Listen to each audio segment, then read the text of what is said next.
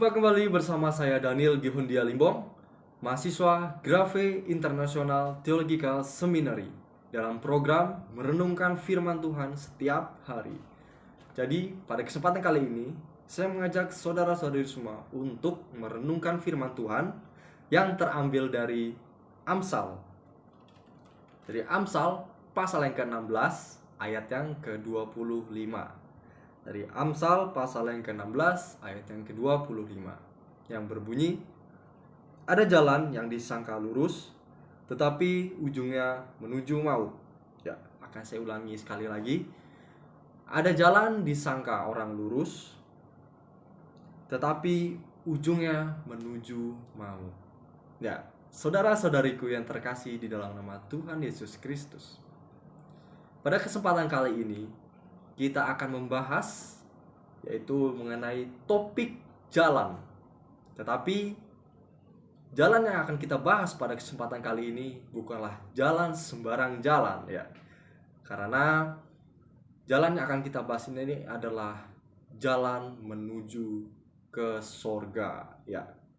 Jalan menuju ke surga. Saudara-saudariku yang terkasih di dalam nama Tuhan Yesus Kristus.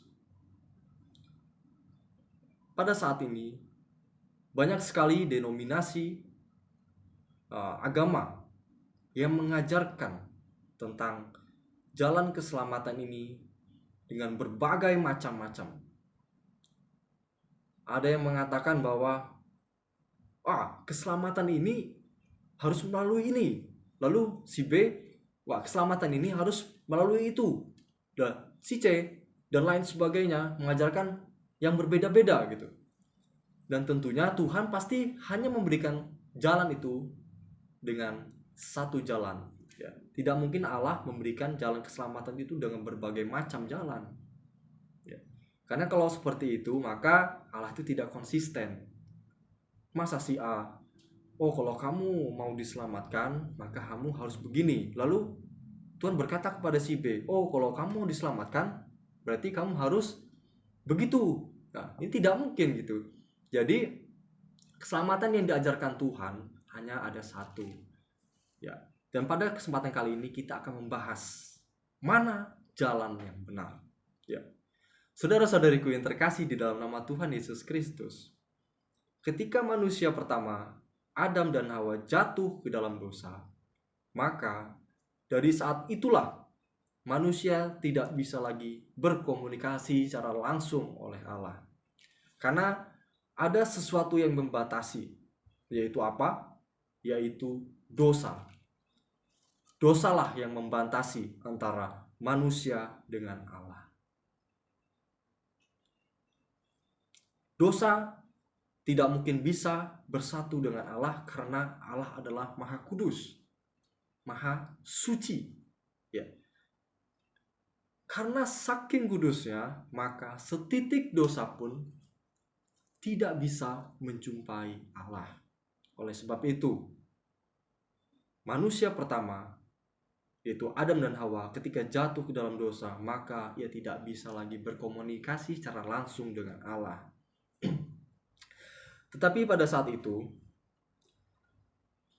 Allah memberikan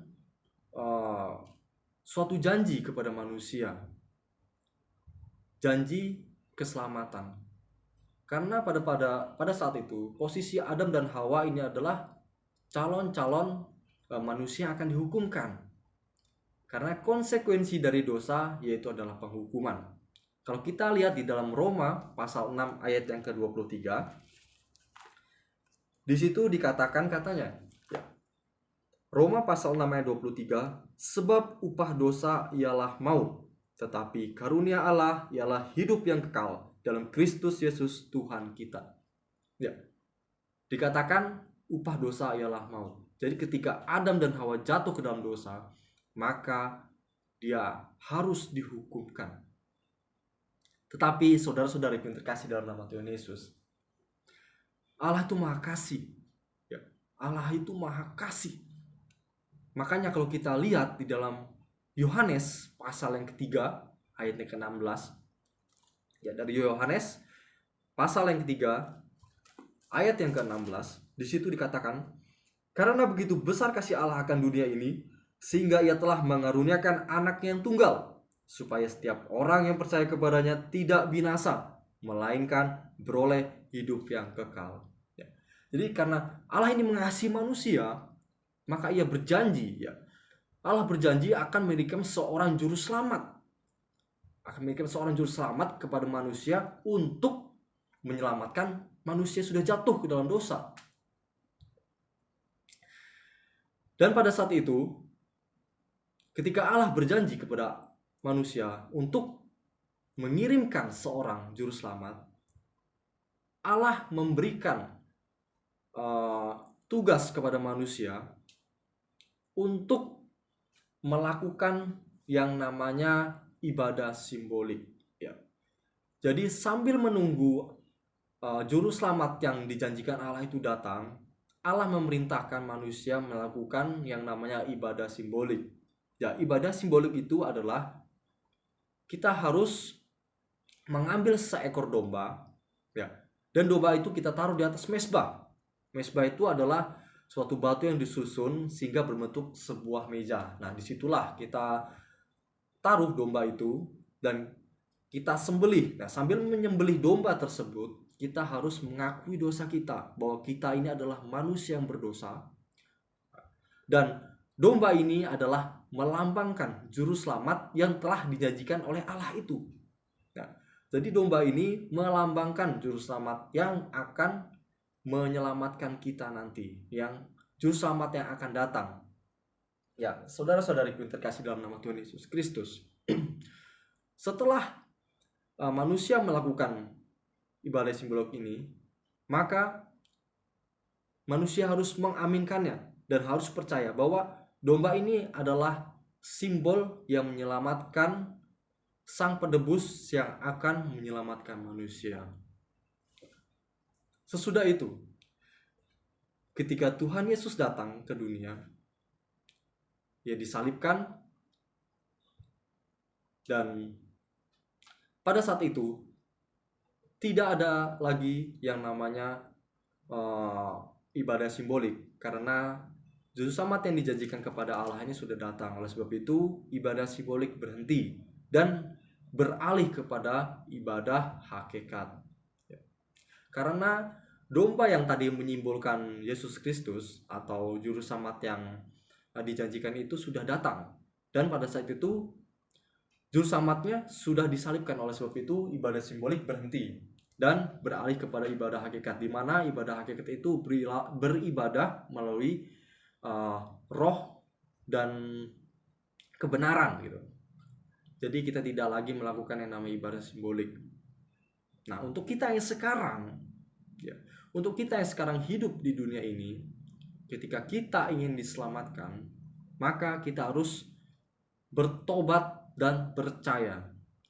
Jadi kita tidak lagi melakukan ibadah simbolik yang hidup pada saat ini, karena ibadah simbolik itu sudah dihentikan, karena juru selamat yang telah dijanjikan itu sudah datang. Oleh sebab itu kita yang sekarang, jika kita ingin mendapatkan keselamatan tersebut, kita harus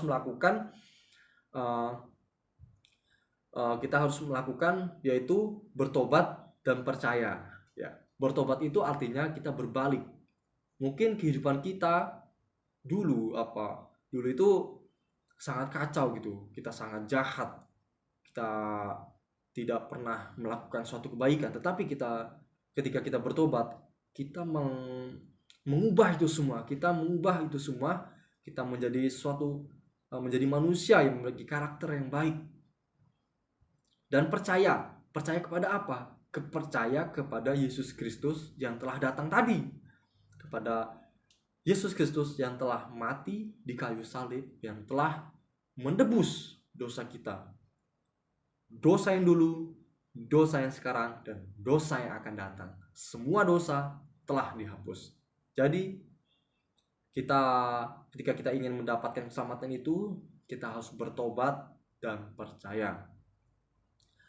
Saudara-saudariku yang terkasih dalam nama Tuhan Yesus Kristus, tetapi yang menjadi masalah sekarang adalah banyak denominasi agama yang mengajarkan keselamatan itu dapat kita peroleh dengan perbuatan manusia, dengan perbuatan kita. Nah, apakah ini benar? Apakah ini benar? Kita buka di dalam Efesus. Di dalam Efesus pasal yang kedua, di situ dikatakan katanya. Efesus pasal 2 ayat 8 sampai ke 9, di situ dikatakan, sebab karena kasih karunia kamu diselamatkan oleh iman. Itu bukan hasil usahamu, tetapi pemberian Allah. Itu bukan hasil pekerjaanmu. Jangan ada orang yang membanggakan diri. Ya. Jadi itu bukan hasil usaha kita, tapi itu adalah kasih karunia Allah yang telah dikaruniakan kepada manusia. Jadi kalau ada orang yang mengatakan bahwa keselamatan itu dapat kita peroleh dengan usaha kita, itu tidak benar. Karena begini, kalau memang keselamatan itu dapat kita peroleh melalui usaha kita, contohnya seperti berbuat baik gitu, kita memberi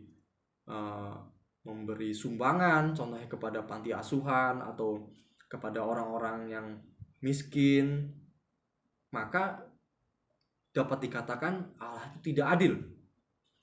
Mengapa bisa saya katakan Allah itu tidak adil? Karena begini, saudara-saudariku yang terkasih dalam nama Tuhan Yesus Kristus. Kita manusia dilahirkan secara berbeda-beda. Ada yang dilahirkan dari keluarga yang mampu, ya, yang penuh dengan kecukupan, yang kaya raya. Ada juga yang manusia yang dilahirkan dengan keluarga yang pas-pasan, ya. Tetapi ada juga manusia yang dilahirkan oleh keluarga yang sangat kekurangan.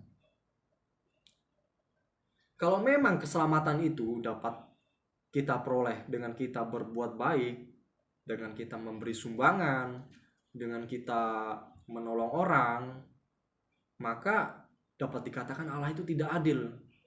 Karena bagaimana dengan nasib orang-orang yang dilahirkan dari keluarga yang miskin?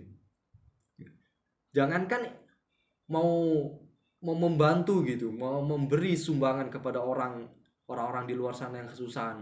Mungkin untuk untuk membeli makanan sendiri sehari-hari saja tidak mampu.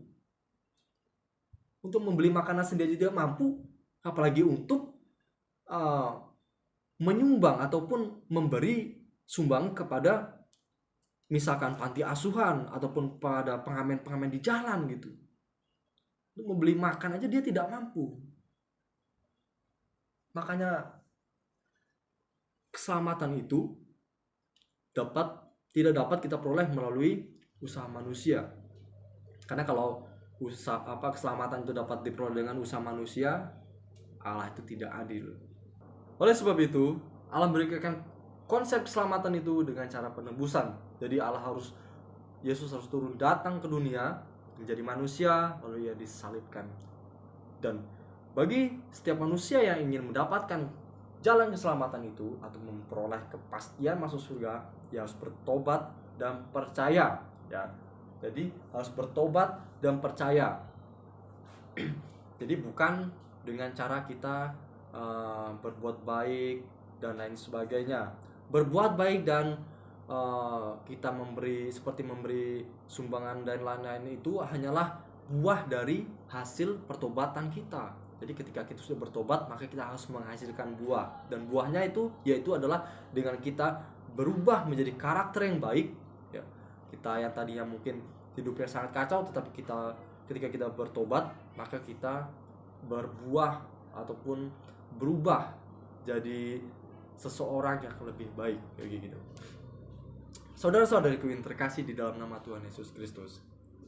Oleh sebab itu, keselamatan pada saat ini telah tersedia. Dan kita yang sekarang ini masih hidup, apakah kita mau menerima keselamatan tersebut? Jika kita mau menerima keselamatan tersebut, maka kita harus bertobat dan percaya dengan sungguh-sungguh. Karena ini adalah kesempatan. Hidup ini adalah kesempatan. Karena kita tidak tahu kapan kita mati.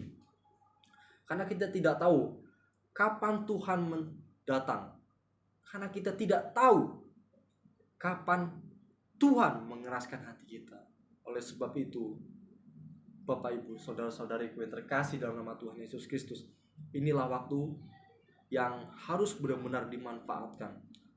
Tuhan masih memberikan kesempatan kepada kita. Tuhan masih memberikan hidup yang sehat pada kita. Kalau kita ingin diselamatkan, marilah. Jalan sudah tersedia. Tinggal dari diri kita, apakah mau menerima jalan itu. Mungkin di dalam kita menjalani jalan keselamatan itu, pasti kita akan menjumpai ataupun menemukan suatu masalah di dalam kita menjalaninya. Tetapi saudara-saudariku yang terkasih dalam nama Tuhan Yesus Kristus, kita harus ingat,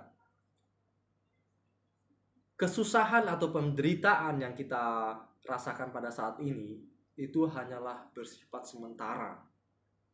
Karena kita di dunia ini hanyalah sementara gitu. Justru nanti setelah kita mati, disitulah ada kehidupan yang kedua. Nah, disitulah kehidupan yang kekal. Jadi kita tidak usah mengeluh. Kita tidak usah mengeluh. Misalkan ketika kita mendapatkan masalah, ya kita harus bersyukur aja. Kita syukuri. Kita jalani masalah itu dengan kita meminta pertolongan kepada Tuhan, dan yakinlah Tuhan pasti akan membantu. Intinya kita harus berpegang teguh kepada iman atau kepada jalan yang telah kita imani itu, karena itu semua akan membuahkan kebahagiaan yang sesungguhnya, ya. Dan kebahagiaan itu akan kita rasakan setelah kita telah bersama-sama dengan Tuhan di surga. Kita nanti di situ akan merasakan kebahagiaan yang sejati, dan kita akan menikmatinya selama-lamanya bersama-sama dengan Allah di surga. Oke, saudara-saudariku yang terkasih dalam nama Tuhan Yesus Kristus. Jadi, kesimpulan dari renungan firman Tuhan pada kali ini adalah bahwa Tuhan telah menyediakan jalan untuk semua manusia. Jadi tinggal dari diri kita, apakah kita mau menerima jalan tersebut. Kalau kita mau menerima jalan tersebut, maka kita harus bertobat dan percaya. Dan kesimpulan yang kedua, perbuatan-perbuatan baik yang kita lakukan di dunia ini bukanlah syarat untuk mendapatkan keselamatan tersebut. Itu semua kita lakukan karena itu adalah hasil atau buah dari pertobatan kita. Ya. Jadi perbuatan baik kita itu bukanlah syarat, tapi buah dari pertobatan kita. Ketika kita sudah bertobat, maka kita diwajibkan untuk menjadi karakter yang baik, untuk menjadi seorang yang baik, seperti rajin menolong, suka memberi, dan lain sebagainya. Ya, demikian kebenaran firman Tuhan yang dapat kita renungkan pada hari ini. Sekiranya itu semua dapat membuat kita menjadi lebih semangat lagi menjalani kehidupan ini, lebih berpegang teguh lagi kepada iman yang telah menyelamatkan kita, dan kita harus terus berpegang teguh pada iman kita. Baik, demikian dari saya ucapkan terima kasih dan salam Maranatha.